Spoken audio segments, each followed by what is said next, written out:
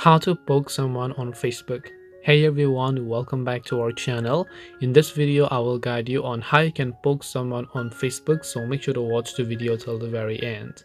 So if you want to poke someone on Facebook, all you have to do is go ahead and launch the Facebook application.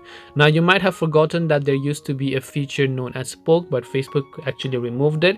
But now you can again poke someone on Facebook. Now for this, you have to tap the search icon from the top right hand side of the screen here and then simply search for pokes. Now when you search for pokes, at the very top you will find this pokes feature. So now you want to make sure to just tap on this pokes feature, and Facebook will automatically give you a list of people whom you can poke over here. So now all you have to do is just tap the poke option next to any of the person you want to poke, and you might have basically poked them. Now keep in mind that you will also be notified if someone pokes you. They will also get notified if you poke them.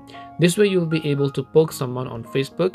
Hope this video was very helpful. If you have got any questions, then feel free to leave them down. Thank you for watching till the end of this tutorial, and see you soon in the next video.